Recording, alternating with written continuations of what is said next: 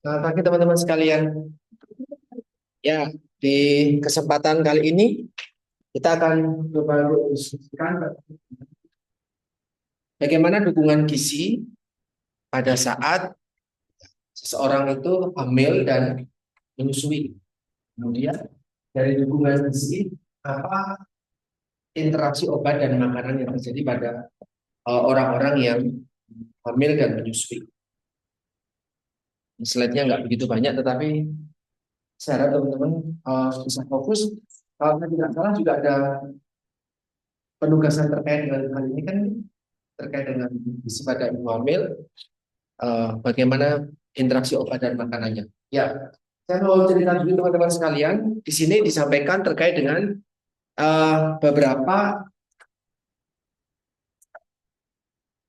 efek kesehatan, efek kesehatan reproduksi pada lingkungan kontaminasi, kontaminasi, sorry, bagaimana efek dari exposure, exposure dari paparan paparan beberapa hal terkait dengan kesehatan reproduksi selama orang itu hamil gitu. Jadi ada paparan kontaminasi lingkungan yang terpapar atau dipaparkan kepada ibu yang hamil, apa dampaknya pada kesehatan reproduksi.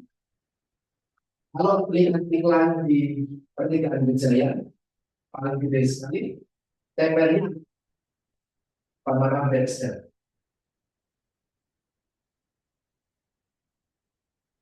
Apa tagline-nya? Saya nggak bilang produknya, tapi tagline-nya tulisannya lebih banget. Ada anak sama ibu bawa air putih. Apa tagline-nya? Yang lewat aja, yang nggak lewat nggak usah gengsi, nggak usah mengira. Yang lewat aja. Apa tagline-nya?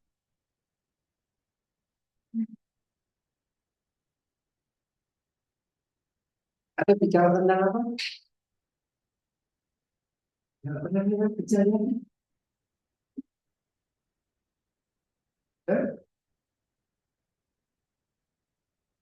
Ya, saya fokus banyak apa namanya lihat ke banyak hal, lihat sekelilingnya. Ada banyak hal yang bisa kita itu bedanya kita sama anak SMA. Anak kuliah itu nanti kalian sekolah untuk balik ke masyarakat. Selalu lihat di sekitar. Ada. Di sana disampaikan setiap botol minum ada tulisan apa BPA free. Ada tulisannya setiap botol anak setiap. Saya teman-teman juga belajar untuk lihat setiap plastik itu ada kodenya segitiga satu, segitiga dua, segitiga tiga. Itu ada maknanya. Produk plastik itu dibuat dari apa, mengandung apa. Setiap botol anak, botol minum anak ada BPA free. Produk ini juga BPA free.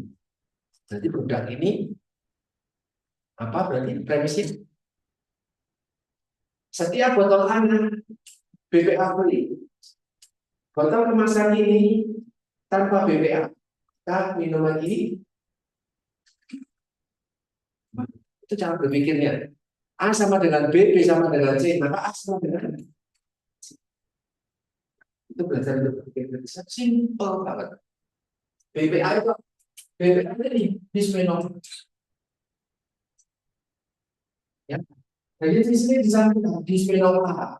Bisphenol A adalah senyawa kimia dari plastik polikarbonat yang ditemukan di makanan, produk-produk makanan dan packaging. Exposure itu muncul karena uh, uh, bernapas, ditelan, ataupun juga absorpsi secara dermal. Apa dampaknya? Hiperaktif di dalam anak perempuan, kemudian children miscarriage, keguguran. So, jelas ada permasalahan BBM. Itu kalau kalian cermati, produk tersebut mengancam merek yang lain enggak? Mengancam eksistensi merek lain enggak? Apa yang dilakukan merek lain pada dunia?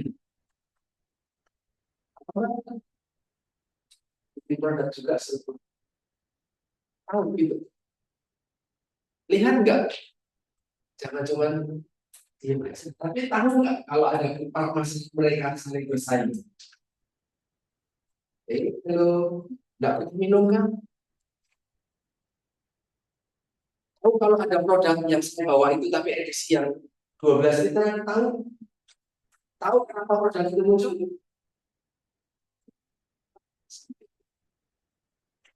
Oke, teman-teman, please kuliah bukan mengingat ujian, menuangkan ingatan, selesai. Bukan, serius itu bukan. So, saya ada nggak kasih kuliah ini baca sendiri pada tapi ngomong hal di sekitar sehingga teman-teman bisa lebih umum. Ya, itu permasalahan berapa tahun mungkin 3-4 tahun terakhir ketika produk itu muncul, merek yang besar mulai tergerus kecil, tergerus kecil, tergerus kecil, tergerus kecil, walaupun masih menguasai tapi pasar-pasarnya banyak sehingga muncul. Kalau muncul produk kayak gitu dengan kemasan yang sama, yang menang berarti siapa? Yang merek saya bawa atau yang merek di sana? Walaupun pasar masih memilih ini jadi nomor satu, tapi ternyata sangat mengganggu bagi pasar. Ya, teman-teman perlu lihat baca berita random, barangkali banyak yang eh, apa namanya menurut saya penting buat kalian. Apa yang muncul di sosial media kalian itu semuanya sudah algoritma. So kalau kalian sendiri baca-baca soal informasi gizi, informasi kesehatan, berita kesehatan, wes sampai kapanpun setiap kali scroll sosial media isinya kesehatan terus. Ketika kalian isinya bukan bicara tentang hal itu, tapi bicara hal yang lain, so setiap hari kamu akan dijejali dengan hal yang seperti itu. Itulah sebabnya sekarang saya bicara tentang kesehatan, nggak semua orang tahu informasi itu. Karena apa? Ya yang muncul di sosial media bukan itu. Beda dengan era-era saya Twitteran awal, belum ada algoritma. Belum ada algoritma yang seperti sekarang ini, advertising menggunakan sosial media. Sehingga saya, yang informasi ke saya yang saya follow. Kalau sekarang kan tidak. Yang muncul ke saya yang saya sempat lihat, saya sempat baca dulu. Even iklan, saya baca 5 menit aja. Atau beritanya 1 menit aja. Tanpa saya mengikuti, tapi saya baca. Saya mendiamkan scrolling untuk saya baca. Itu akan dibaca, akan diterjemahkan bahwa saya interest dengan topik itu. Maka untuk sampai kapanpun, kalau saya tidak mengubah interestnya, itu aja. Itulah kenapa kalau kalian sedih di YouTube, muterin lagu sedih, isinya lagu sedih terus. Tanpa diminta. Itu teman-teman so prepare. Yang kalian baca, kalian ikuti, harus sesuai. Ini kebetulan materi saya besok ketika digital literasi di anak semester. Karena teman-teman semester 2 perlu membiasakan bicara tentang pendidikan, bicara tentang bagaimana mencari jurnal, sesimpel seperti itu. Kalau enggak ngerti apa. Tahu kalau ada merek rokok terbesar di Indonesia, salah satu yang paling kaya di Indonesia hari ini cancel untuk ambil panenan dari Temanggung. Tahu? Apakah artinya dia akan kolaps? Tidak. Tahu kalau banyak rokok palsu? Tidak tahu. Nggak tahu kalau ada rokok-rokok palsu banyak banget. Nggak tahu. Lingkungan kalian nggak akan jadi. Ya syukur kalau memang nggak tahu. Karena rokok misalnya merek tadi misalnya merek saya bilang merek peniti. Aslinya merek peniti. Tapi kemudian ada merek palsu atau merek samaran bukan peniti, penitan. Dengan merek semuanya sama. Tapi kita tahu itu dengan cita rasa sama, maka kita khawatir. Itu sebenarnya diciptakan oleh siapa? Paham ya saya maksud? Karena rokok palsu tersebut rokok asli beneran atau enggak? Rokok beneran atau bedanya? Selain merek, bedanya ada di bedanya ada di cukai sebelas. Rokok itu cukainya satu batang bisa sampai berapa rupiah? Rokok maksud di tanah itu. Bedanya cuma itu. Dengan cita rasa yang katanya sama blok blok blok blok. Itu rokok itu diciptakan oleh siapa? Paham maksud saya dalam mengajak ngomong? Silahkan didiskusikan di otak sendiri. Karena itu riskan. Semoga teman-teman tidak tidak buta dalam tanda kutip terkait dengan wacana. Hari ini ada informasi Vietnam melegalkan peraturan manis apa namanya eh, pengetatan aturan minuman berpemanis, ada cukai pemanis dan yang lainnya. Jadi makanan-makanan manis, minuman manis akan sedikit lebih mahal karena ada cukainya. Tahu kan itu? Baru tadi pagi berita. Nah, Indonesia dikejar untuk mengikuti hal yang sama. Untuk mengikuti, untuk bikin kebijakan serupa. Jadi kalau rokok ada cukainya gitu ya. Ada kalau makanan lain juga. Setahu saya baru rokok yang ada cukainya. Karena gede banget konsumsinya. Nah, sekarang minuman pemanis, makanan berpemanis harus ada pajaknya sendiri karena dia menggunakan gula. Kan harganya jadi naik tuh. Harganya naik, orang kan jadi akan berpikir-pikir kalau mau mengonsumsi berlebihan, nanti diabetes. Karena diabetes naik. So, teman-teman perlu tahu ya, walaupun itu tidak relate sama mata kuliah A, yang B secara langsung. Karena besok teman-teman yang kami berikan ke kalian itu hanya 125 SKS, sekitar 50 sampai 60-an mata kuliah. Di luar itu masih banyak yang belum kami berikan. Seriously, belum banyak yang belum kami berikan. Karena keterbatasan SKS kan. Coba belajar. Di sini sampaikan yang pertama BPA. Yang kemudian formaldehid. Apa itu formaldehid? Formaldehid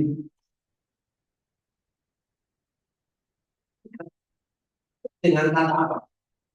Formaldehid. Emang ibu aku makan minum formalin, makan formalin. Tapi dari mana? Semarang dari mana? Jangan ngomong mas, jangan. Ya nggak ada minuman langsung. Tapi makanan berformalin pasti banyak. Dari gua sebenarnya nggak sebenarnya ya. Sembarangan makannya. Kalau pengen itu, pengen ini, pengen itu, tak mau perhatikan, makan, dapat yang formalin. Aborsi spontan ya, efeknya.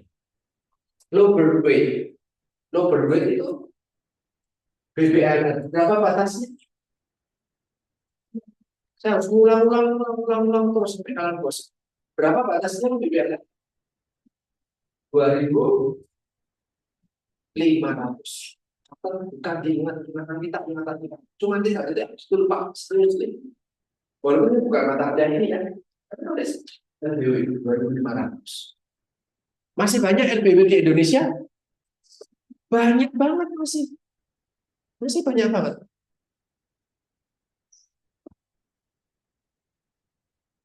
Sebenarnya.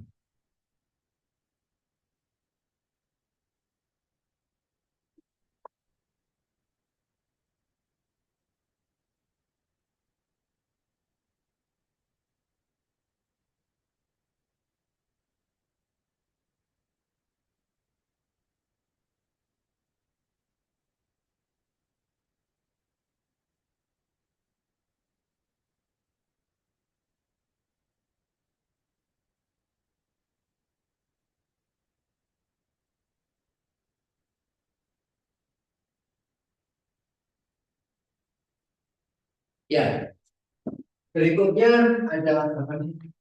Anti neoplastik drug. Ada obat-obatan.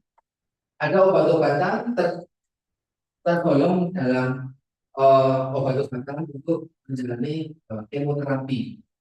Kalau menjalani kemoterapi, seharusnya itu dilakukan atau tidak? Menurut kalian? Iya, ini sayangnya ibu hamil mendapatkan obat-obatan golongan tersebut dari risikonya, ya. Di sini juga sama aborsi spontan dan low birth weight. Ada juga gas anestetik, anestetik gas. Gas anestetik itu adalah gas yang udara atau gas yang digunakan untuk pembiusan.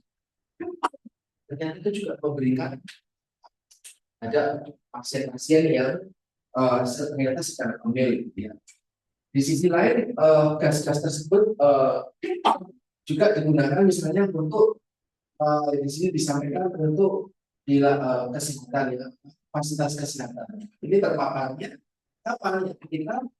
Ketika nakes yang sedang hamil dia memberikan gas tersebut kepada pasien misalnya itu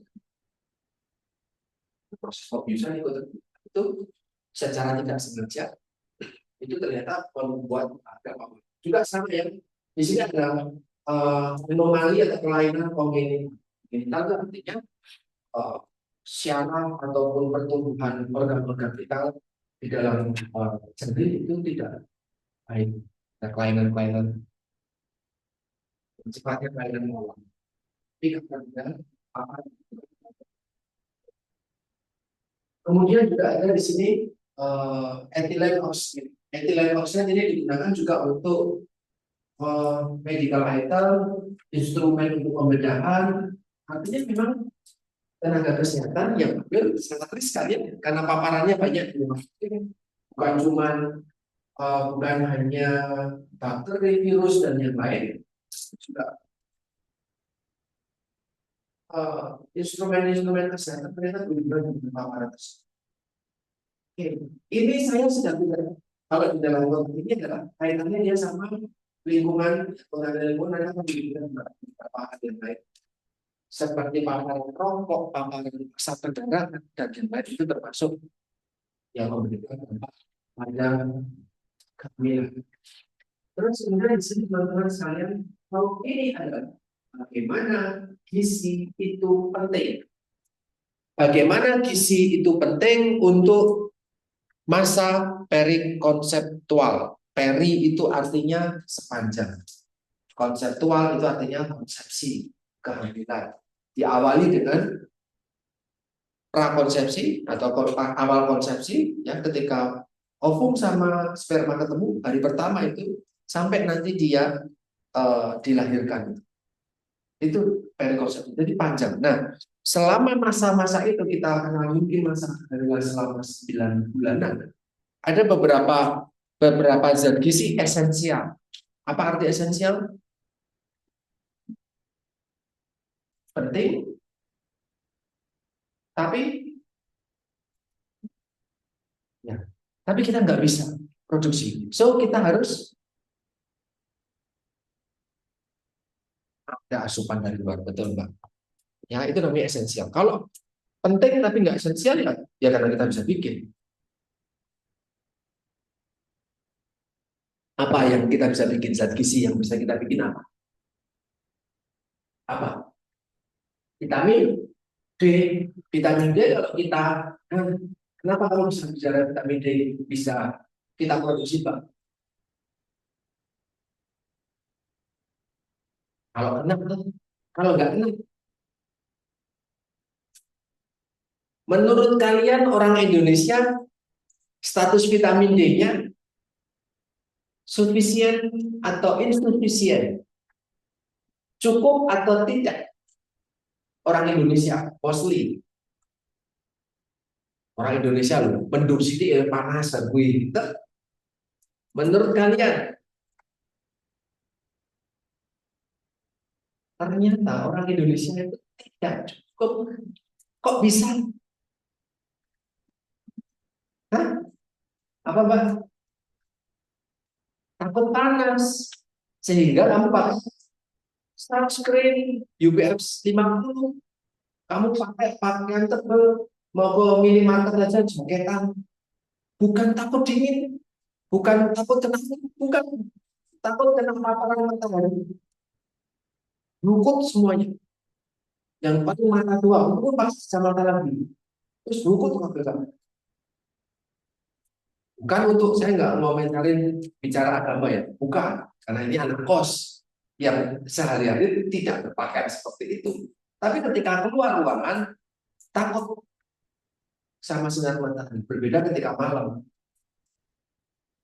Kan mungkin pakai celana pendek dan keluar nggak pakai kaosan doang, ada mas. Tapi kalau sama sinar matahari, kenapa? Dampaknya itu gede banget.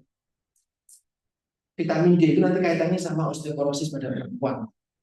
Salah satunya kenapa perempuan sangat sensitif sama osteoporosis, laki-laki enggak. Kenapa laki-laki Indonesia itu vitamin D-nya lebih baik dibandingkan perempuan? Karena nggak masalah. Perempuan dalam panas ini takut belang. Gitu? Dan kebanyakan kita sekarang beraktivitas di dalam ruang, tidak di luar ruang. Aktivitas di luar ruang sudah UV-nya sudah ada. Kita baru aktivitas di luar, itu yang bermasalah. Apalagi terjadi 4 tahun misalnya kayak gitu, berarti lama banget kita kurang vitamin D. Ya, dan di sini teman-teman untuk pembentukan sistem saraf dan otak ternyata ada di sini yang wajib dipenuhi. Walaupun ini bukan berarti teman-teman yang sedang hamil atau akan hamil hanya memenuhi ini, tidak. Cuman ini adalah yang sifatnya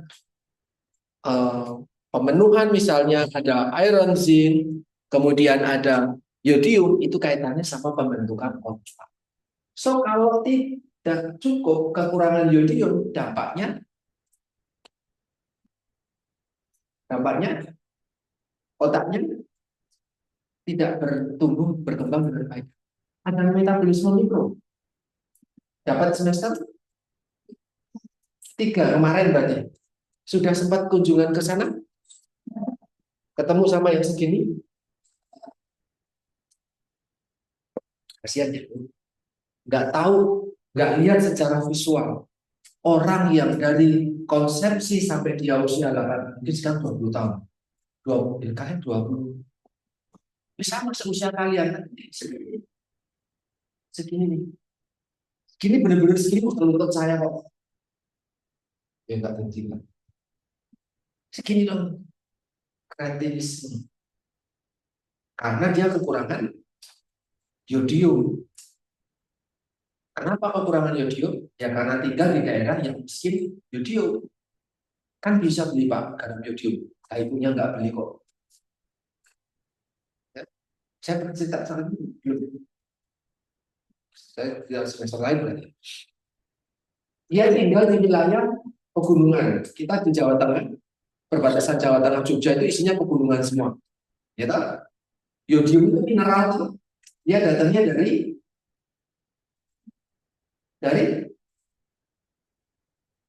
mineral itu berasal dari rokok. Salah rokok. Saya tidak pernah ngecas.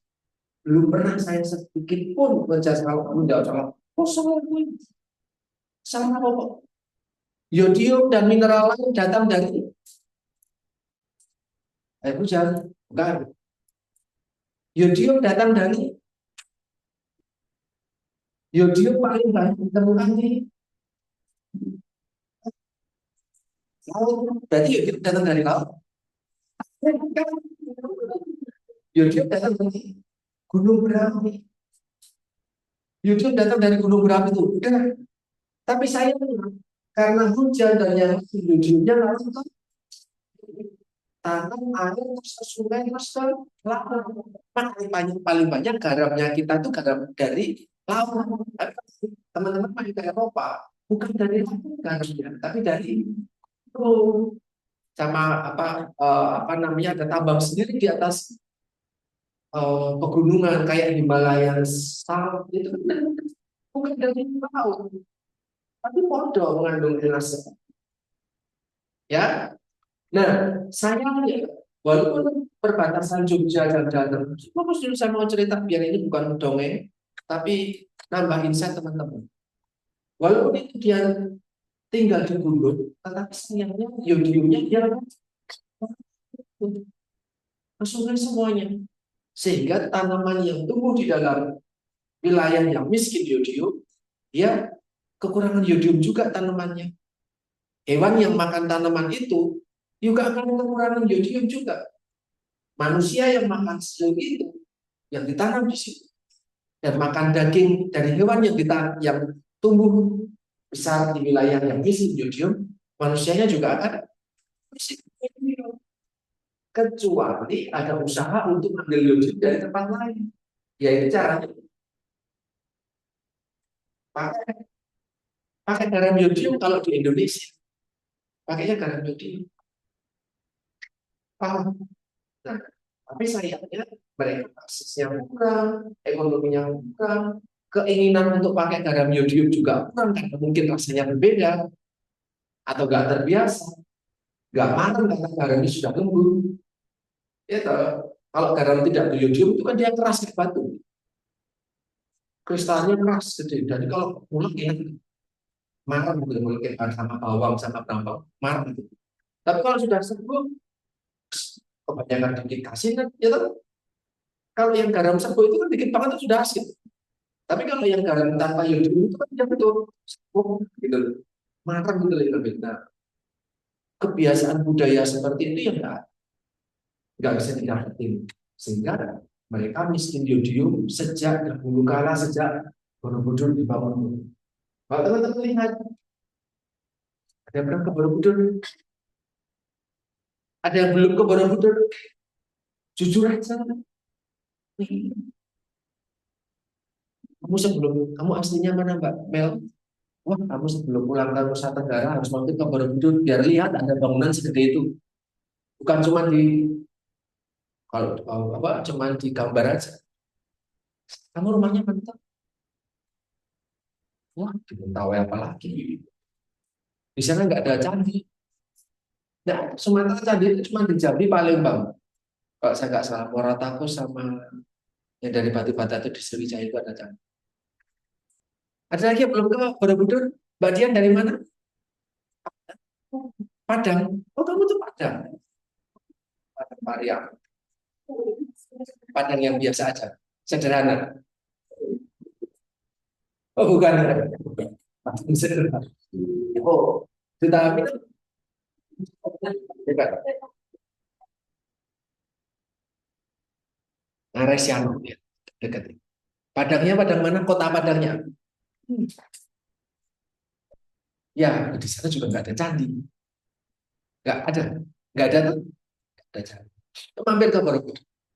Nanti lihat di salah satu reliefnya itu ada orang-orang dengan kondisi itu menggambarkan tahun 800, itu abad 8, abad 8 itu kan berarti 700 sekian, itu sudah ada orang keren sampai sekarang masih ada tuh.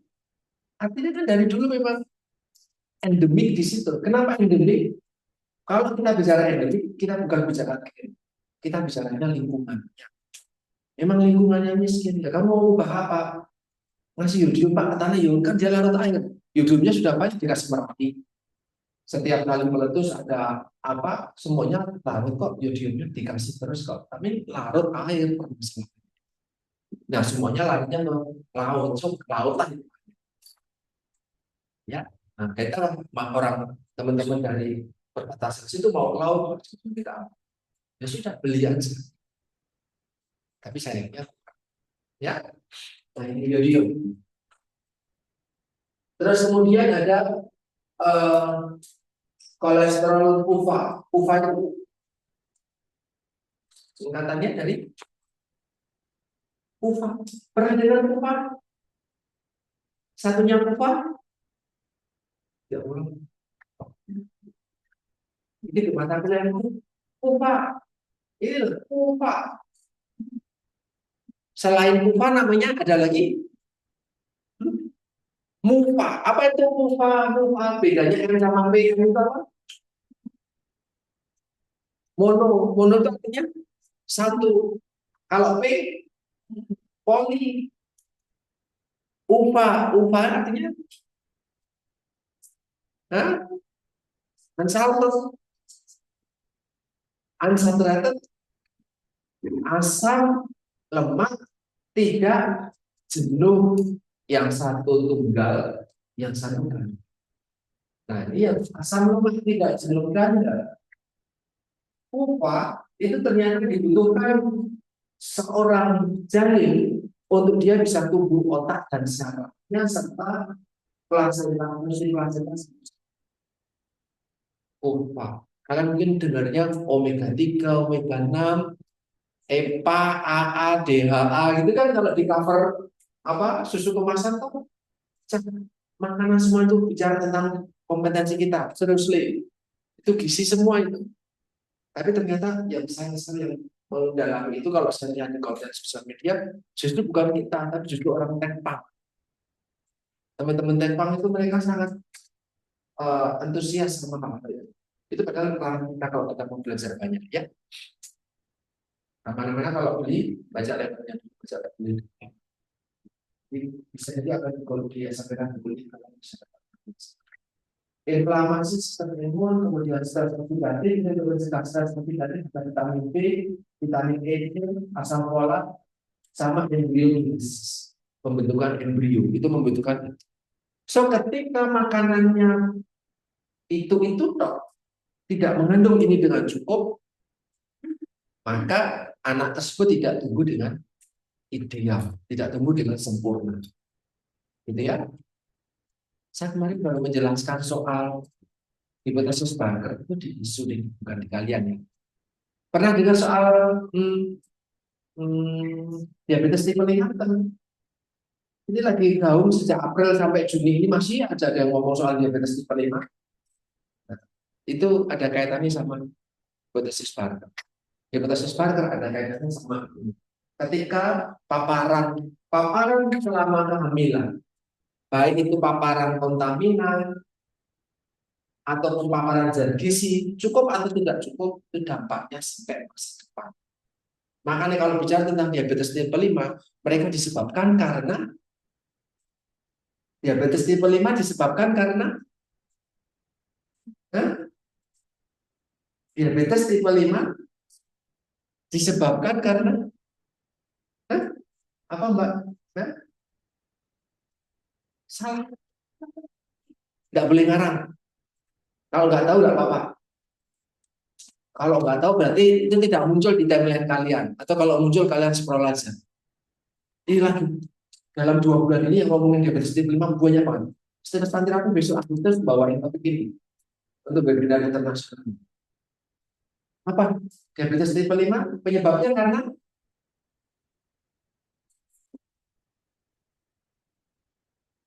malnutrisi yang terjadi pada saat saat dari kecil, dari kandungan. Makanya diabetes tipe 5 banyak menyerang remaja sama dewasa muda di Asia Selatan sama Asia Tenggara termasuk diabetes tipe 5 nya. Tapi bukan karena genetik karena bapak ibu diabetes terus anaknya diabetes, bukan. Bukan juga karena kebiasaan hidup, bukan juga karena kerusakan pankreas, autoimun, bukan. Tapi karena ibumu ketika mengandung kamu, beliau kekurangan gizi. Ketika kamu lahir dan disusui, kamu kekurangan gizi atau kena infeksi sehingga kekurangan gizi malnutrisi. Kamu mungkin tumbuh sehat dan tumbuh bisa pulih, bisa sekolah dan kuliah, tapi muncul diabetes tipe 5. Pankreasnya mengecil. Ketika kamu sedang kecil itu pankreasnya tidak tumbuh. Jadi organ-organnya ini, ya organ-organnya ini ketika ada diabetes, pankreasnya tidak tumbuh. Ketika pankreasnya tidak tumbuh, insulinnya diproduksi. Mungkin diproduksi tapi sedikit.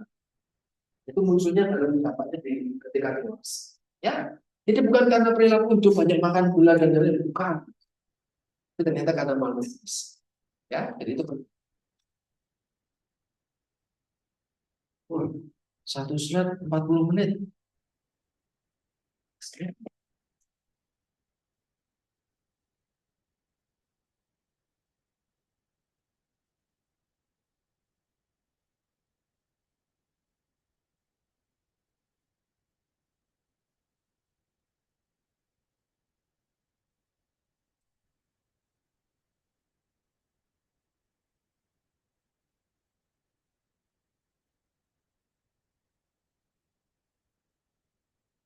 Oke, kemudian sekarang dengan konsepsi ini awal dari pertumbuhan kita. Kita semua pernah di tahap ini, ya, ketika konsepsi awal.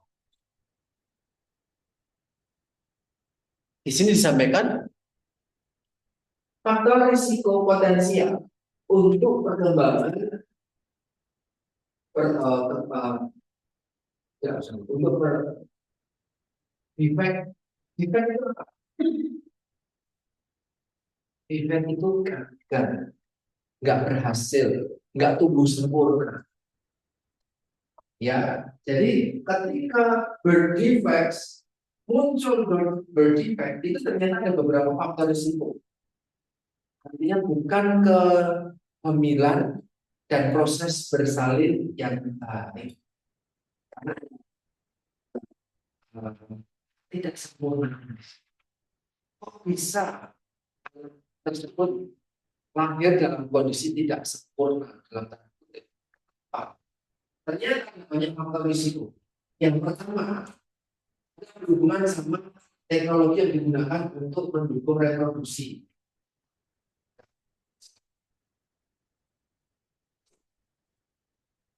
Kemudian gangguan genetik, kemudian juga ada ibu yang merokok. Karena itu menyebabkan interaksi lingkungan dan gen. Pada kawal kehamilan, ketika sperma ovum berkumpul, ketemu jadi satu, itu kan sel satu dan sel satu itu dia akan berkembang meiosis dan yang lain menjadi satu, jadi dua, jadi empat, jadi delapan, gitu kan? Di dalam proses seperti itu kan betul-betul dimulai dari nol, gundul kan nol, ya juga nol sih, satu tambah satu lah, cuma dari dua hal, sorry, cuma dari dua sel. Disitulah awal semuanya terbentuk dari satu berkembang cerita seperti kalian sekarang ini. Dan sayangnya banyak proses tersebut terjadi. Istri, ibu tersebut merokok di dalam sini memang bicara internal smoking, gitu. Berarti merokok secara merokok secara merokok. Merokok primer, dia merokok lain, dan merokok sekunder atau merokok pasif, suaminya yang merokok, dia nggak merokok, tapi dia menghirup. Nanti ada yang ketiga namanya tertiary smoking, merokok tersier. Suaminya nggak merokok, di lingkungannya nggak ada yang merokok, dia juga nggak merokok, tapi dia jalan pas naik Trans Jogja, megang kursi yang di situ kena, mungkin pernah kena asap rokok pengunjung sebelumnya ke Malioboro, pegang apa kursi duduk ke teralis dan yang lain, pegang lift dan yang lain di situ ada rokok, itu termasuk terpapar dari situ.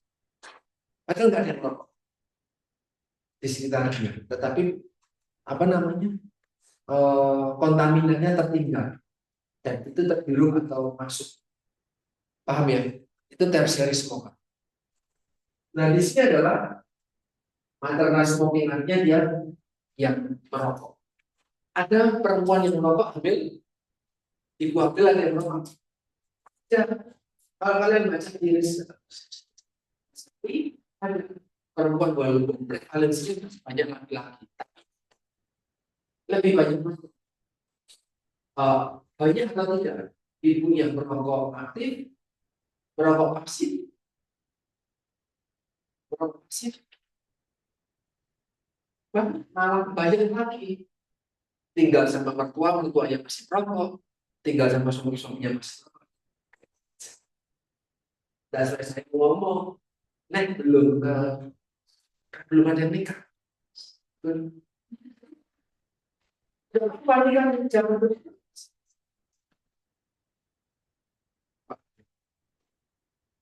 Mumpung belum ada yang nikah, kan berarti masih bisa revisi kan? Revisi yang akan dinikahi kan? Kalau belum merokok, berpikirlah dulu. Kan cuma yang mau ada kembali.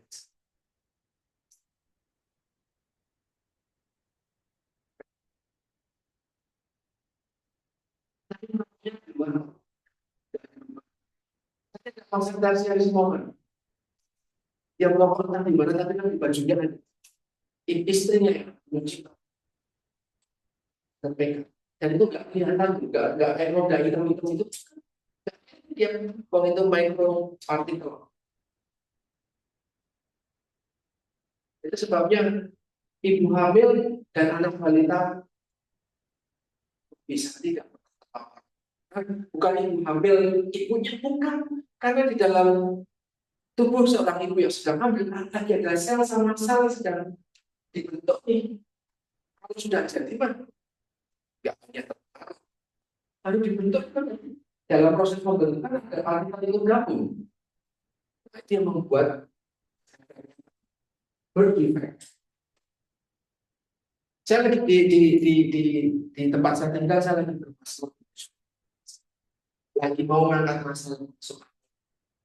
Ayah dan ibu yang merokok punya dua anak, yang satu sepantaran sama usia anak saya 4-5 tahun, dia tumbuhnya normal, tapi adiknya 3 tahun itu kecil pendek.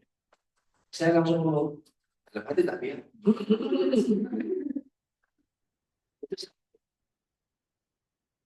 Bukan karena miskin, nggak bisa makan dan isinya dolan-dolan kemana. Kenapa?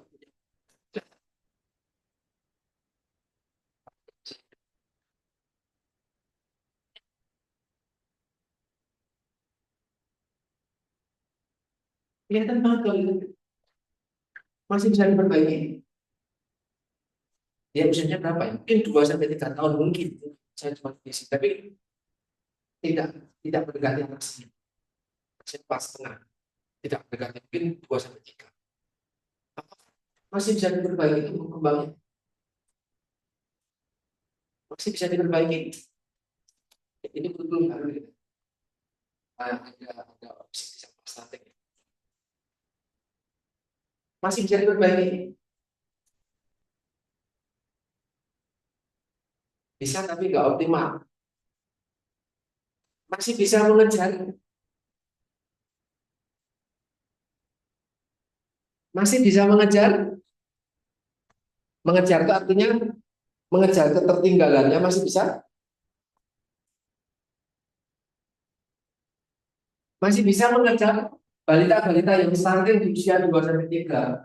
Masih usia 2-3 masih bisa mengejar temannya, misalnya temannya segini, dia segini. Masih kan dia jauh mengejar. Kata dulu kan gitu toh.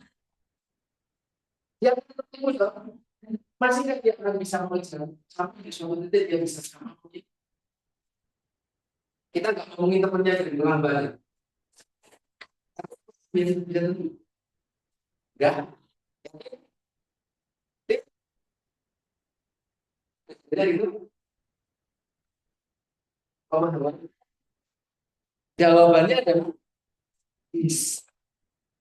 So, kalau saya ngomong bisa memberi harapan enggak?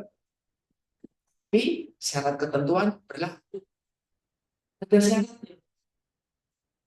Kalau sudah usia berapa tadi? Maaf. 21. Kalian 20. Apakah teman-teman ketika berdiri itu ini 20 semata ada 21? 19, 20, 21. Taruhlah sama. Apakah teman-teman berdiri sejajar sama tinggi? Yang merasa pendek, apakah pengen setinggi yang teman-temannya? Ya, tidak semua keinginan terwujud. Karena syarat ketentuannya sudah tidak berlaku. Nek usiaku segini, sudah segini. Tapi kalau baru 2-3 tahun masih bisa. Tapi ada banyak syarat ketentuan yang harus dikejar. Ya, jendela opportunity-nya masih bisa. Sampai dia usia 5 tahun, nanti masuk SD, sampai sebelum menarke kalau dia perempuan ataupun laki-laki, itu sebelum apa namanya itu terjadi, itu bisa dikejar. Tapi usianya kapan? Paling cuma sampai 8 tahun. Menarke berapa usianya waktu itu? SD kelas berapa? Ada SMA menarkenya? Ada SMP kelas 3, kelas 2, kelas 1, Kelas 1 ada kelas SMA, SMP, SD kelas 6, SD kelas 5, SD kelas 4, SD kelas 3. Lu yang lain SMP. Nah, 2-3 tahun sebelum Menardo itulah peak pertumbuhan kedua. Sadar nggak saat itu? Kamu tadi berapa Pak Mel? Usia sekolah kapan? Menardo pertama kali Mbak Mel? Kelas 7. 7 itu berarti kelas 1. Berarti kamu kelas 4, kelas 5. Disitulah harusnya makannya berkualitas. Banyak, stimulusnya banyak, aktivitas olahraganya tinggi, kamu tumbuh melenting. Tapi saat itu kamu nggak sedih. Orang tuamu nggak mendukung, lingkungannya nggak sesuai. Program-program di masyarakatnya mungkin tidak relevan. Sehingga anak-anak perempuan relatif di rumah aja, laki-lakinya dolar. Sehingga anak laki-lakinya, ya mungkin anak usia 4 SD, 5 SD, mereka cilik-cilik. Mencicil umur-umur. Tapi ketika dia SMP, enggak tuh, kok. Betul? Itu karena mereka main, makan banyak hal, stimulusnya banyak, lompat-lompat dan yang sedangkan kalian di rumah bubur siang belajar. Betul apa yang saya sampaikan? Kalian enggak tumbuh. Sebagai seorang perempuan enggak tumbuh. Padahal momennya di usia 4 SD, 5 SD. Kisaran itu. Ya, sehingga ketika ketemu SMP dan SMA, kok main bubur? Paham? Kesempatan itu tumbuh. Tapi saat ketemu, sadar orang tapi. Nah, itu kalau kalian ingin lebih kenal lagi, nanti ikut kuliah saya di mata kuliah pilihan isu mutakhir gizi. Bapak Asfal. Kemarin kita semester ini saya ketemu dengan semester 6. So teman-teman, kalian tinggi badannya segini, apa-apa atau tidak apa-apa? Hah? Yo, tapi apa? Mau ditarik? Kan ada tapi iklannya naik 18 cm dalam sekali tarik 18 cm itu 1 juta ya. Mau? Pak Amel mau? Mau? Mau 18 cm? Nah itu berarti kamu nanti akan setinggi Mbak Ruth. Amel apa? Kaget nanti semua tuh. Ketika ditarik, yang ditarik itu adalah vertebra. Vertebra itu kemarin kalian nggak ikut belajar kambing, nggak ikut belajar di kambing tuh, jadi nggak punya pengalaman lihat tubuh makhluk hidup mamalia. Vertebra itu disusun atas jenis vertebra. Misalnya genggaman saya bisa tapi juga gede juga. Satu, terus ada bantalannya, terus ada satu lagi, terus ada lagi bantalannya, terus ada satu. Nah ketika ditarik, ini yang ditarik. Sehingga bentar dengan bantalan itu akan tergenggam. Risikonya adalah fraktur, patah, sakit, gangguan dan yang lain. Vertebramu itu nopang kamu, ya kan? Untuk berdiri, untuk berjalan, untuk tidur, itu kan nopang torso yang besar seperti ini. Ketika dia ditarik, ya memang kamu tinggi, betul. Tapi kan tidak tinggi dia sebenarnya, dia cuma ketarik gini aja. Ya nggak usah terapi-terapi kayak gitu. Sembus ya, kan gitu kan, pendek ya, pendek. Tapi anakmu mau kayak kamu, pengen anakmu kayak harus seperti mama. Mama pendek dan dalam kamu juga serius mau seperti itu? Tidak. Jangan pernah berpikir anakmu harus senolongsor kamu gitu ya. Anakmu harus lebih baik. Kenapa untungnya kuliah di gizi? setidaknya tahu soal usaha dipraktekkan atau enggak, ya nanti kalau nggak lupa kan gitu. Sudah kan yang investasi kan kalau investasilah ke keturunan yang baik dengan belajar juga. Itu beberapa masalah yang lain, termasuk ini obesity. Ketika ibunya obes, ternyata anaknya berisiko. Risiko ya, faktor risiko. Artinya bukan fix.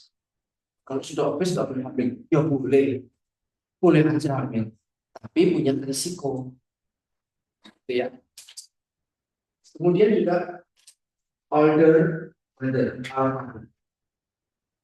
ibu yang tua.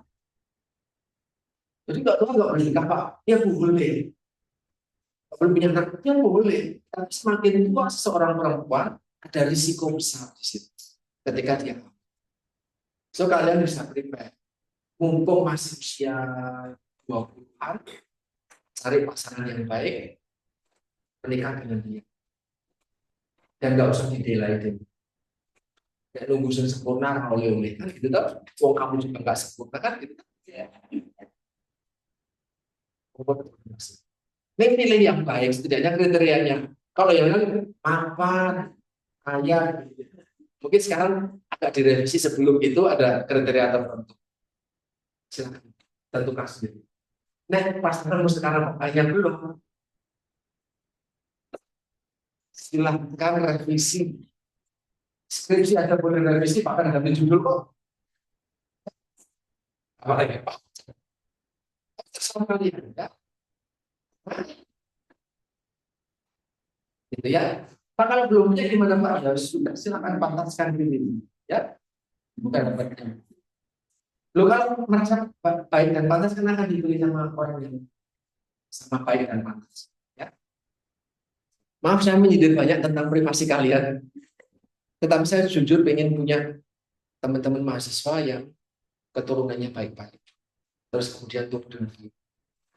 Tadi yang saya cerita di tempat teman-teman berkunjung ketika metabolisme itu, kami pernah diceritakan seorang dokter yang penelitian di sana.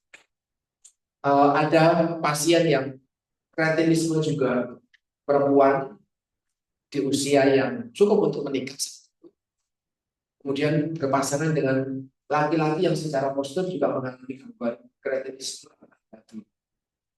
Jadi ibunya kaki, perempuannya kaki, laki-lakinya juga kaki. Dosen saya ini kemudian menjodohkan, mentreatment mereka. Hamil perempuannya, kemudian punya anak. Menurut kalian, anaknya kreatif juga atau tidak? Menurut kalian? Menurut kalian?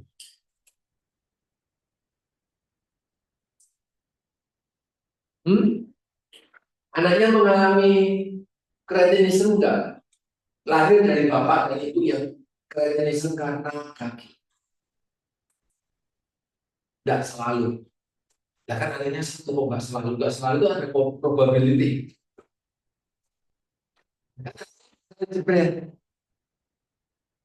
Tumbuh anaknya. Anaknya kreatinisme atau enggak? Menurut kalian? Lu bapaknya pendek. Pendeknya bukan gay. Pendeknya karena kekurangan video. Ibunya juga sama. Hah? Ternyata anaknya tumbuh melenteng tinggi. Kok bisa? Karena bapak dan ibunya pindah dari wilayah situ. Treatment dengan baik. Apa kebutuhan selama kehamilan? Tadi sudah disampaikan di slide sebelumnya. Dipenuhi oleh dokter tersebut. Ketika lahir, kemudian hamil sudah lahir, tumbuh besar, ternyata anaknya tumbuh dengan ideal dan baik. Bapak ibunya pendek. Itu kalian bisa lihat itu nanti. Dokter tersebut berdiri bersama anak dan bapak. Kita bisa selama pindah dari situ dan mengubah pola yang dulu pernah neneknya terapkan, bapak ibu tersebut sekarang sudah menjadi pola yang baik dan berarti tahu. Jadi mungkin dia tidak bisa menerapkan sendiri sehingga butuh asisten, butuh akses pendamping dokter tersebut. Sama seperti teman-teman. Pendek, ini bukan karena saya lebih tinggi dari kalian, tidak. Walaupun itu iya, tetapi dia nggak ada bisa diperbaiki. Karena itu sudah sekian tahun lalu. Kita sampaikan saja bahwa orang tua kita tidak semuanya paham. Yang kedua, orang tua kita paham kesehatan, tapi lingkungan di sekitar kita tidak bisa kita kendalikan. Orang tua strict sama kita, tapi ternyata tetangga sini konsumsi rokok kayak fogging. Yang mana-mana akan di fogging. Atau lingkungannya tidak higienis, sanitasinya kurang, orang-orangnya tidak higienis, sanitasinya kurang, bahkan sampah di mana-mana. Apalagi ini musim apa namanya itu musim panen kalau di wilayah rumah saya. Mereka damen sama pohon padinya itu bekasnya itu dikumpulkan terus di nah kalau bayangin di sana penggilingannya di depan rumah, kumpul di depan rumah, dibakar di depan rumah, dan itu oke buat teman-teman tetangganya karena sudah puluhan tahun seperti itu. Saya kepala saya tutup cuma pakai masker berangkat gereja kemarin karena ternyata banyak rumah giling padi terus dijemur di depan rumah itu kemarin itu ternyata banyak yang pembakaran itu kan simpel bukan bakar sampah plastik, bukan padi bekas gilingan padi atau bekas kan batang padinya itu habis digiling ya. Kan bisa tersisa di situ tuh beberapa mungkin dikirim keluar untuk dimakan sapi tapi itu dipakai nah, itu ya juga ya terus kemudian defisiensi zat gizi during early pregnancy kemudian kata early berarti kalau late pregnancy lebih baik artinya itu kehamilan di momen-momen akhir trimester akhir kalau ini early pregnancy itu kehamilan awal berarti lebih berisiko mana dengan defect dengan birth defect lebih berisiko mana paparan saat permasalahan saat awal kehamilan trimester 1 atau akhir sudah gede banget kenapa di awal jadi pembentukan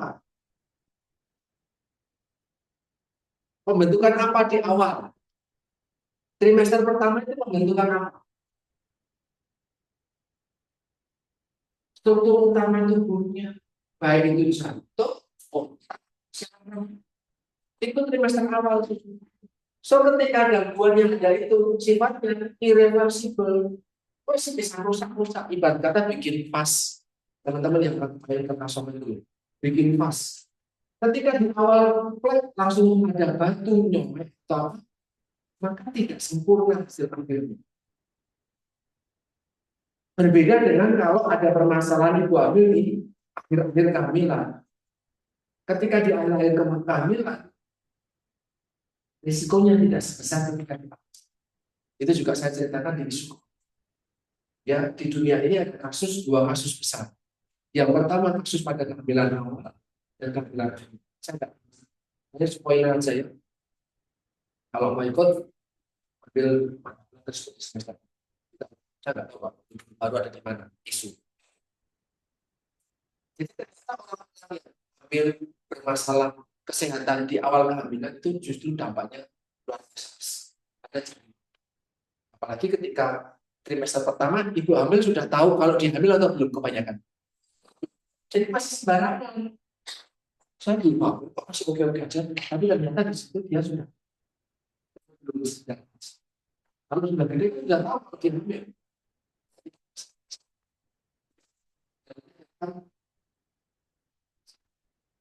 jadi mental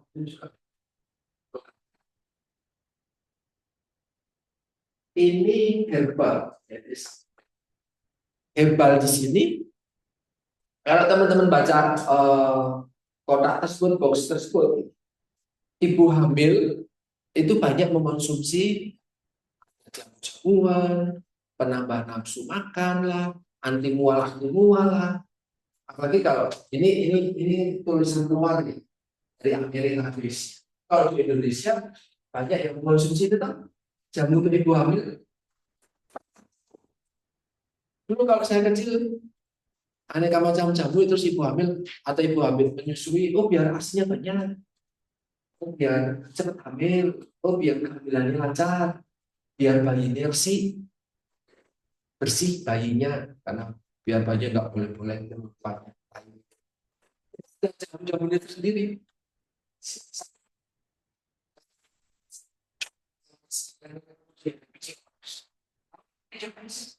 Pernah dengar PCOS? Apa relate-nya dengan apa? Bukan, maksudnya PCOS keluhannya apa? Sesuatu tentang apa PCOS? Ilustrasinya tidak. Oke, apalagi kalau menstruasi, dismenorrea, berat, ya, sakit, nyeri, dan yang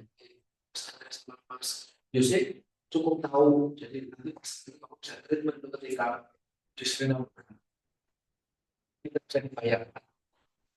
Apa lagi? Dia sakit, tidak teratur, terus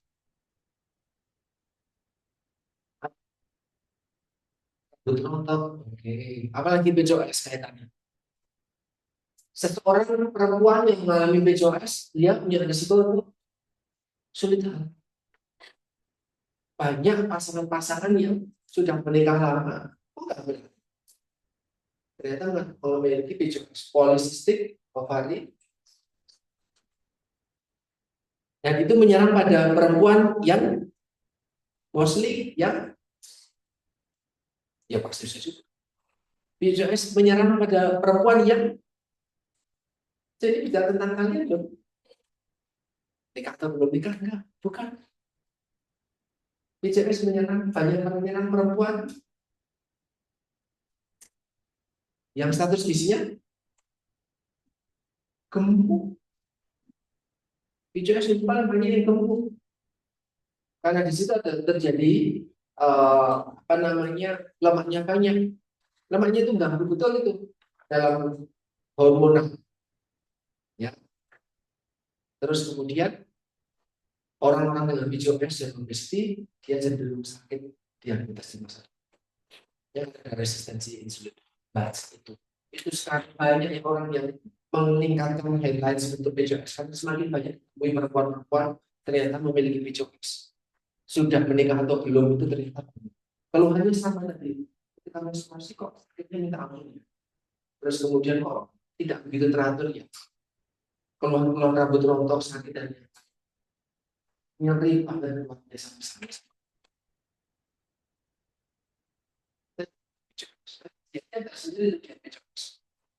Walaupun itu saya belum pernah ngajari di status diabetes, tapi kalau belajar pasiennya banyak banget kalau kamu mau membuka itu bisa. Ya.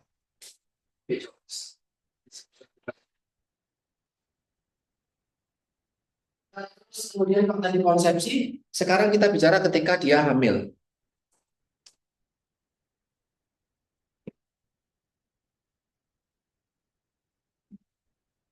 Summary of nutritional care during pregnancy. Ketika perempuan hamil, apa yang perlu teman-teman suggest? Advice ke suami atau istri tersebut untuk mendukung kehamilan yang baik. Ini di sini teman-teman. Makan makanan yang bervariasi, berfokus pada pilihan makanan yang padat gizi. Padat gizi yang gimana tadi di pasal yang tinggi apa untuk mendukung sistem pembentukan sistem ini DHA. DHA itu apa DHA? Dia termasuk zat gizi. DHA itu termasuk Itu beda Pak. BHA itu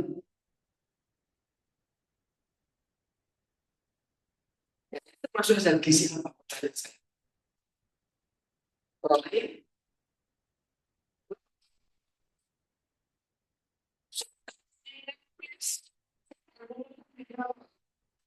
yang paling terkenal adalah itu kan. BHA susu formula sampai harus mengiklankan kalau di situ mengandung AB. Dan itu ada di ikan, ada di telur, ada di ayam, ada di daging sapi. Kenapa minum susu formula kalau bisa makan itu? Kamu harus mempromosikan ibu hamil atau hamil Bali dan sini diberikan formula aja dengan IPA, APH tambahan, makanan bervariasi dengan sumber protein ini. Dipakai ini aja bukan dengan maksudnya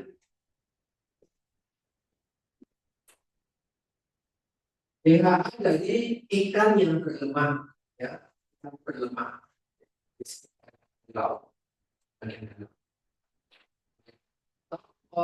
kembung, salmon, yang punya uang. Kalau punya uang, ngapain pakai salmon ikan kembung lebih bagus? Ya, namanya aja Inggris. Terus ikan kembung aja.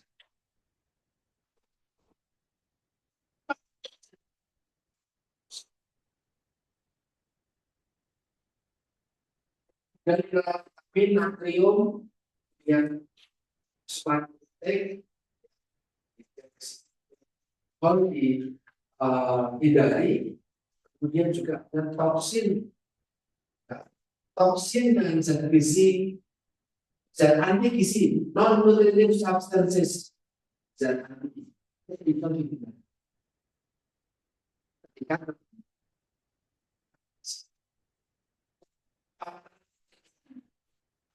kamu kebanyakan gizi, overnutrition, dan harus banyak gizi dibuat. Pengen ini dari sepanjang kejayaan, dari sepanjang Kabupaten Selatan Mas itu sampai Kabupaten Utara beli semua, mau semuanya harus makan banyak sih. Metabolisme pada semakin di dalam pertumbuhan janinnya. Kan gizi baik kan jadi kan punya melihat dan ayo kita pindah lagi. Lihat aja, cuma yang bayangkan. Makanya pengen ada terus kamu buka nonton TV, Trans TV, kamu nonton bikin ngiler makan puas setelah apa itu, dan makan nasi sama ini, ya kalau itu di situ gambarnya tuh olahan steak dan yang lain pasang nutrisinis. Kemudian ada perubahan komposisi dia. Ini cuma lemak tok karena karbohidrat, atau sayuran tok karena takut gemuk, atau karena biar nggak mual nasi doang sama lauk, bisa. Mikronutrien yang kurang, ada stres. Apakah ibu hamil rentan stres? Iyalah, cuma duduk nggak ngapa-ngapain. Kok yang kena sakit, terus nggak boleh, situ nggak boleh, mami ini nggak boleh. Banyak restriksi tuh kalau ibu hamil tuh. Pamali gini, jangan makan itu, jangan makan. Kemudian kehamilan pada masa remaja. Apakah kalian sudah atau masih remaja? Tahu kalau WHO akan meningkatkan masa remaja sampai usia 32? Tahu? Kenapa? Karena sampai usia tersebut kalian itu belum dewasa. Sehingga masa remajanya mau diprolong. Berarti ini masih remaja nih. Masih remaja, walaupun tampangnya sudah tidak mendukung. Masih dianggap remaja. Tapi itu belum disetujui ya. Remaja sudah selesai buat teman-teman.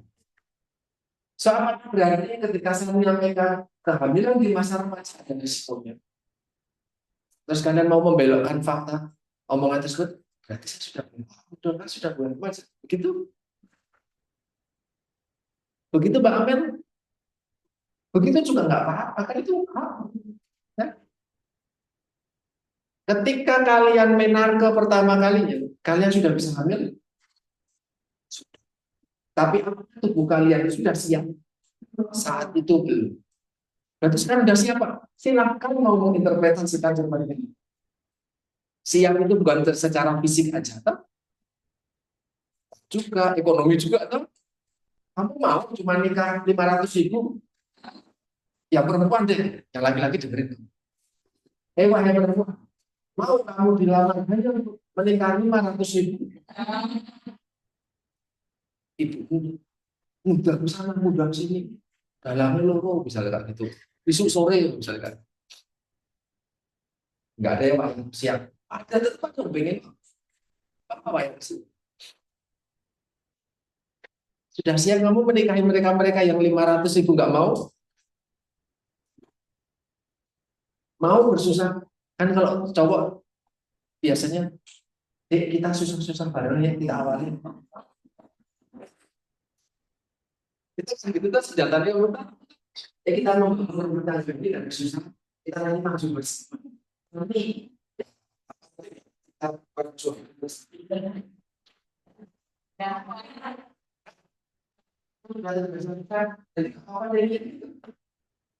Mau Mbak Amel pulang ke nanti di Flores, mana Flores ya, Flores itu NTT ya, di kota Flores.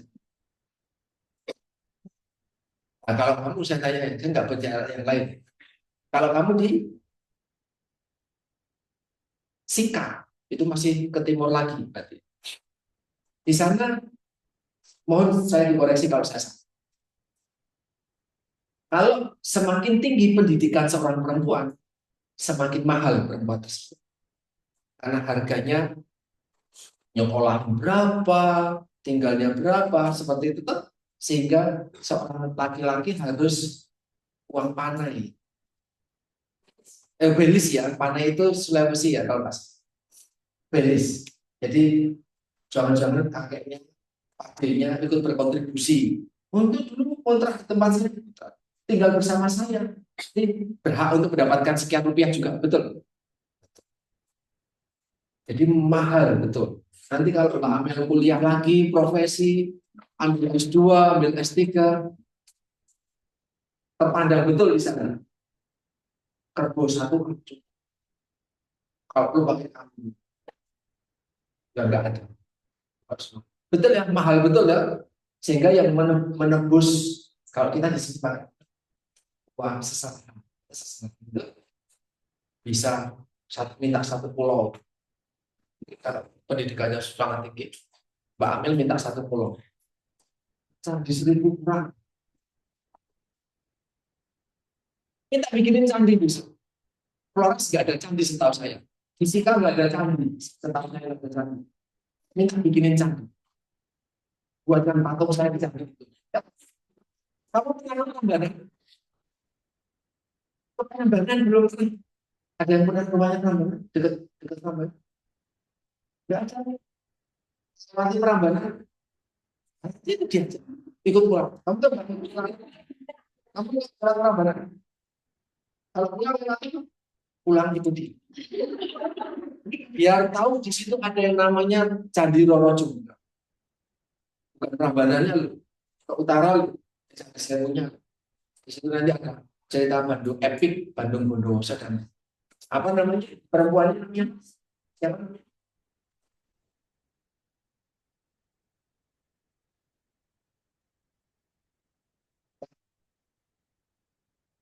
Di situ ada tuh apa namanya arcanya itu arca Amel di Amel di Sika. Nah, persembahan dari kami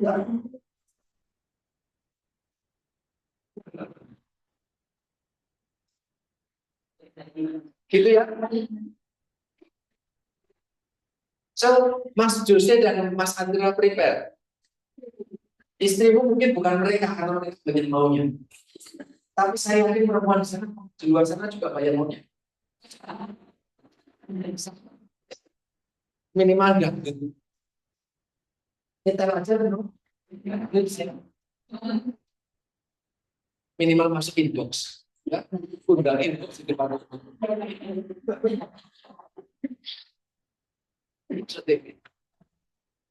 Nikah bersama di Malioboro. Dibuka juga kan nikah bersama di Malioboro. Dapat mas kawin mah bantuan cincin ada. Cincin satu berapa? Perak. Cincin perak harus emas. Tuh, dah boleh.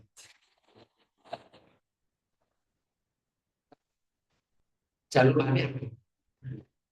Permintaannya banyak, requestnya banyak Mas Josi. Tapi nggak saya tahu kalau di aku Mentawai kan, di Mentawai kan gini kan, perempuannya sama aja. Kamu mencari di Mentawai, kamu mencari di Jogja, di BNI, mintanya banyak. So prepare dengan ya. Sini saya belum siap secara ekonomi jangan menikah dulu. Ini bukan bicara pernikahan Pak. Iya, tapi kehamilan berdasarkan pernikahan sedikit dari kehamilan tanpa pernikahan di Indonesia itu saya di luar negeri aja Pak. Silahkan. Terserah kamu. Kan jadi narasi saya selalu disampaikan terus. Sama seperti saya pernah cerita di awal-awal pendirian proyek ini dulu. Saya bilang di salah satu mata kuliah isu bahwa itu kan PS misalnya bahwa ibu atau perempuan dengan risiko KE kurang energi kronis dan KEP kurang energi protein itu dilihat dengan nilainya berapa dua lila berapa yang berisiko KEP 23,5 di bawahnya itu punya risiko tinggi ketika dia hamil. Teman masih kecil ini baru saya tahu keinginan ini banyak tapi ditahan dulu ya karena mampu masih kecil itu risikonya tinggi untuk malnutrisi anaknya itu rasional tapi ternyata di alih bahasakan dengan berarti sudah seperti Mbak Bes oh enggak saya nggak ngomong itu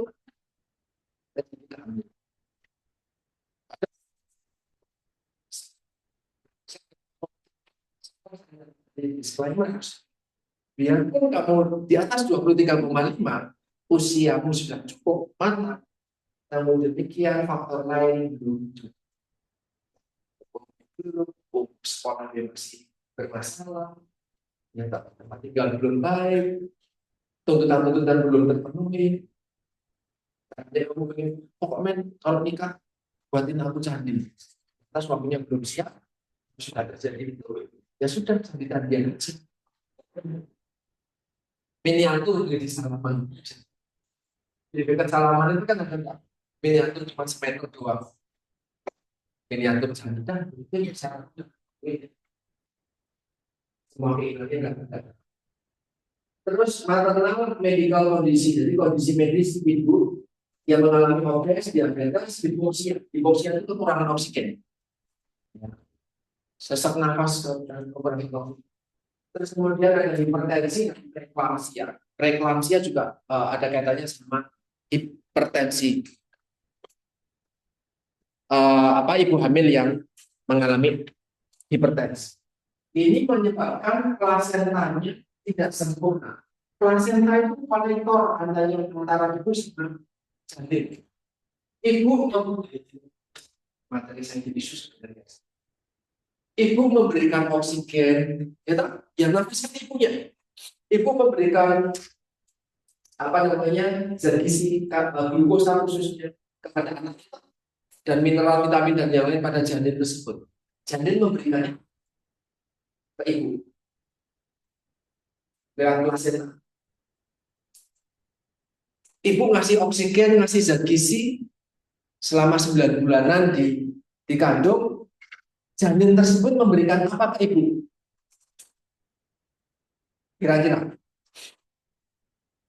memberikan karbon dioksida. Ngasih oksigen kan janinnya bernafas, tapi kan nggak butuh. Semuanya nafasnya langsung. Oksigen dibalas dengan karbon dioksida. Zat gizi dibalas dengan hasil metabolisme. Jadi buanglah lewat ibu, lewat plasenta tadi. So, anaknya itu hanya dapat yang baik-baik, apa yang terjadi di metabolisme anak semua.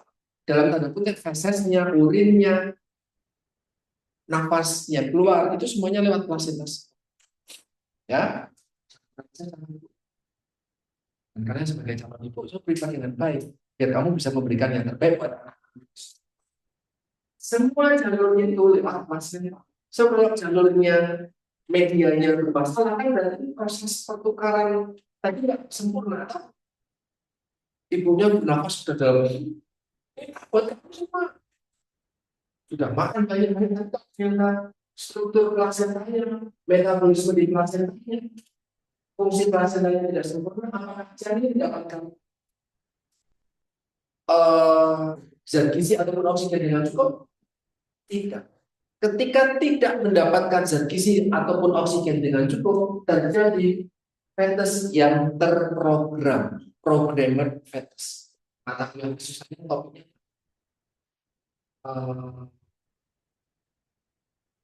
pemrograman fetus.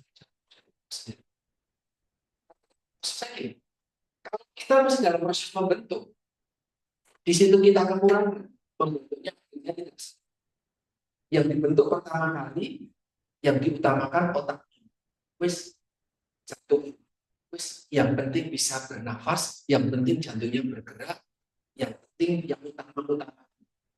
Tapi pertumbuhan, perkembangan, pertumbuhan linearnya nomor 2, nomor 3, wis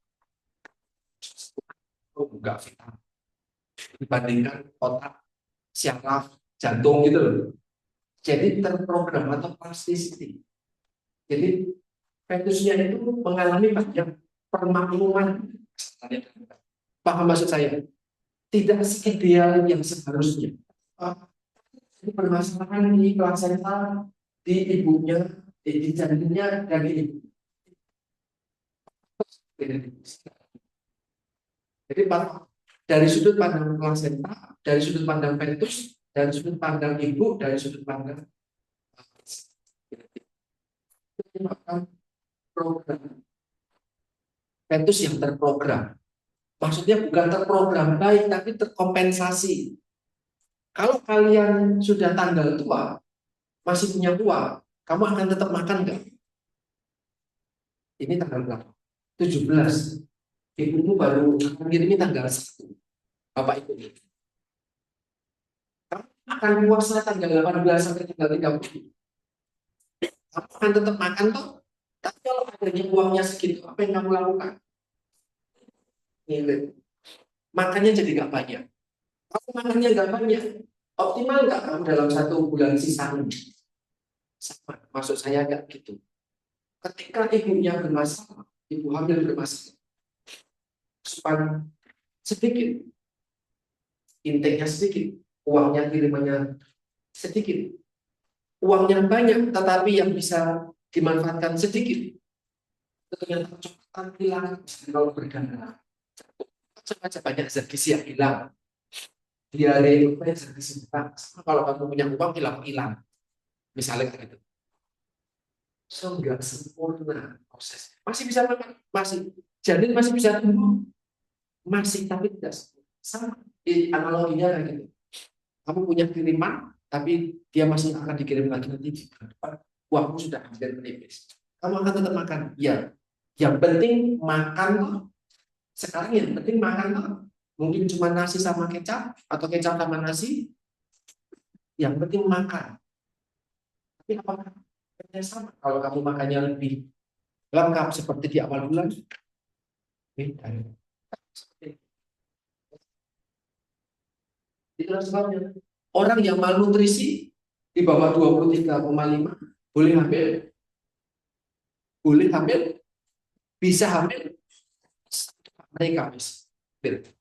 Tapi risikonya besar untuk tidak memiliki anak yang pertumbuhan. Tapi bisa nggak anaknya tumbuh optimal? Bisa. Tapi sangat ketentuan berlaku. So kalau kayak gitu, menurut kalian ada 3 ibu hamil, awal kehamilan atau baru menikah, yang satunya kurus, underweight, kecil, ini satu. Yang kedua ideal berat badannya, kalau lihat status gizinya ideal. Yang ketiga gemuk. Menurut kalian pertambahan berat badan seharusnya lebih tinggi yang mana?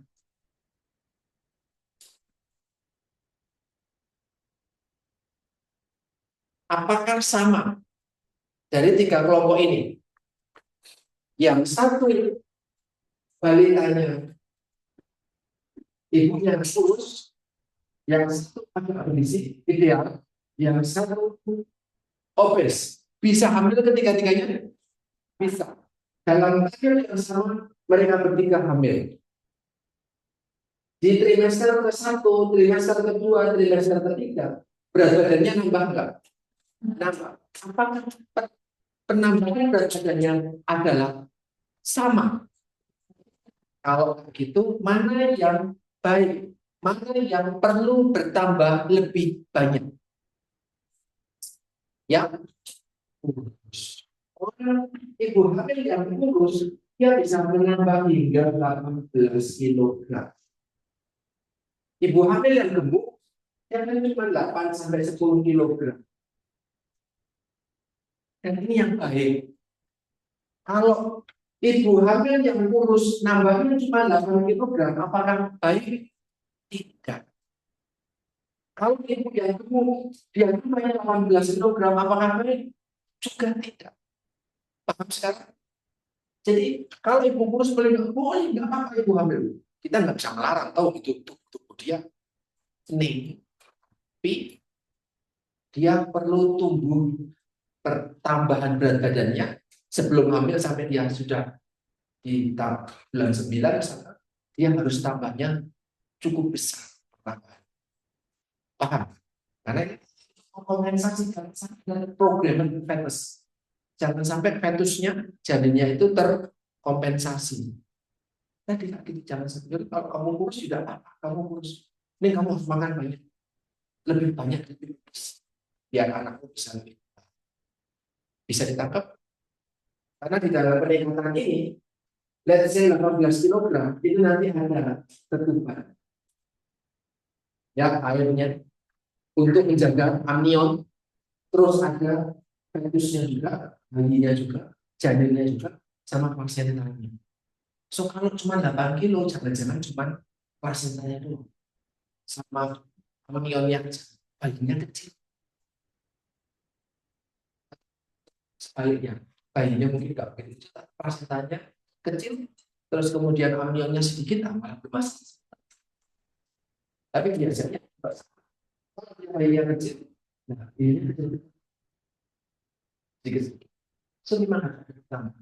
Ibu hamil takut tambah gemuk, ya jangan. Ya, berpakainya karena dia menimbang jadi tubuhnya juga. Terus ini adalah zat gizi yang penting untuk fetus dan neonatal. Neo itu baru, natal itu lahir, jadi baru lahir. Oke, buat bayi yang baru lahir. Untuk perkembangan otak bayi baru lahir. Apa yang penting ini? Kalau tadi di depan adalah zat gizi penting untuk selama kehamilan. Kalau ini buat fetusnya. Kalau tadi buat perkembangan awalnya ini buat fetusnya sama 500 brain development. Otak bayi itu masih berkembang sampai dia usia 2 tahun, 3 tahun. Istilahnya golden age period. Otaknya masih berkembang. Ini ada sedikitnya, nanti teman-teman akan baca sendiri apa kepentingannya, fungsinya, dan kalau ada defisiensi dampaknya. Kalau kalian merasa saya teman-teman jangan sampai lihat, NTB, oral to develop, oral to develop.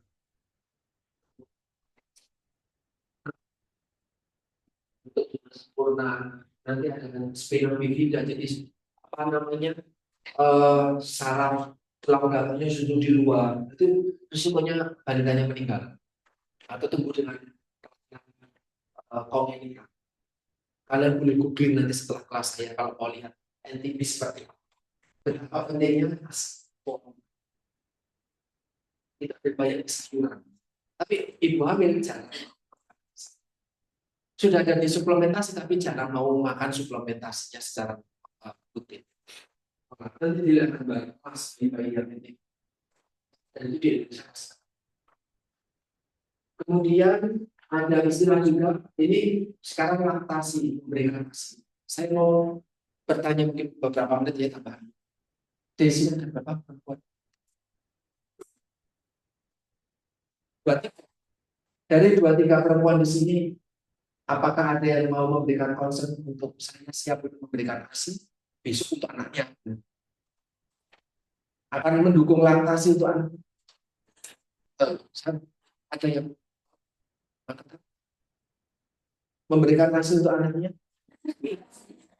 Karena ada yang dan mau memberikan ASI itu ada dan saya hargai itu. Kalau untuk laki-laki, Mas berjuang, apakah mau mendukung istrinya memberikan ASI? Mendukung. Sebenarnya mendukung. Fokus ke situ. Karena banyak anak dan istri dan suaminya memilih untuk child free, dan itu hak mereka, kita tidak perlu komentar. Atau ketika sudah memiliki anak, memilih untuk tidak memberikan ASI dengan berbagai macam kepentingan monggoan. Tapi kenapa kita harus memberikan ASI? Saya tidak akan cerita di sini, karena itu mata kuliah yang lain. Tapi bagaimana memproduksi ASI dengan optimal? Ini juga materi penting untuk kader posyandu. Teman-teman kalau bisa menguasai ini, ada prosedur tersendiri. Ya. Laktasi, ternyata ada istilah namanya galactogogas. Galactogogas itu adalah zat-zat yang ternyata bisa membantu produksi ASI lebih banyak. Ya. Nah, di sini ada gambar vektor. Dan isi yang penting selama laktasi apa aja, monggo dibaca. Dan itu 3 hal galactogogas. Mulai dari ada obat-obatan,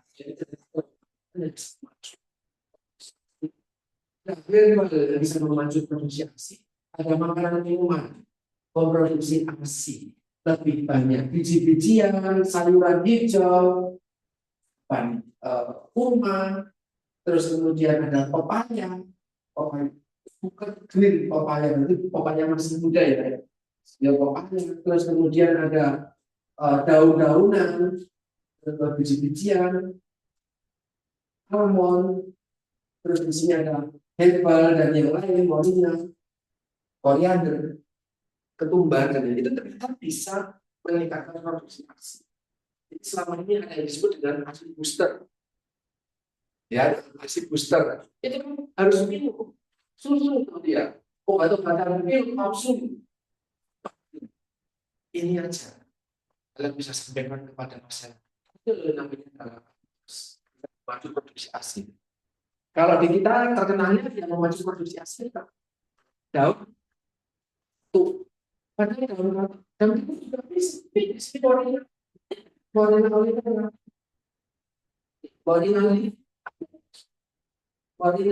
itu daun apa juga bisa. Tapi intinya adalah bisa semua daun yang berwarna di sinar. Ya, tidak harus moringa atau kartu. Ada di bahasa bisa sih obat-obatan ataupun herbal ataupun daun-daunan itu meningkatkan produksi ASI. Jalur mekanismenya seperti apa? Pahami satu kotak ini, saya yakin itu nggak selesai nih apa namanya manfaatnya. Itu bisa disampaikan ke siapa? Ya, termasuk kalian yang mau memberikan ASI. Ada orang yang sangat saya kenal di tempat saya berkarir, itu terpaksa memberikan susu formula kepada bayinya sejak usia 1 minggu karena merasa produksi asinya padahal bisa kalau kita tahu cara gitu ya. Kalau di puskesmas kemarin kita praktek ada pijat laktasi namanya. Jadi pijat-pijatan tertentu merangsang titik-titik tertentu pada tubuh seorang ibu yang menyusui sehingga produksi ASI. Tapi bukan kompetensi gizi, ya, bukan kompetensi utama. Tapi kalau kalian bisa, buka terapi untuk bisa. Itu terima kasih, pas ya. Ada yang mau ditanyakan? Cukup? Oke, semoga bisa bermanfaat. Ada PR, tugas, ada tugas untuk kalian terkait dengan bagaimana interaksi pada makanan pada konsumsi. Ya. Nanti siapa kita presentasi secara tugasnya ngomong kan tulis kalau nggak salah. Nah ya kan videonya ngomong kan ya, ada suaranya dalam video. Kan kita sudah bukan zamannya cari caplit. Oke, terima kasih. Semoga bisa bermanfaat buat teman-teman dan keluarga ya. Selamat siang.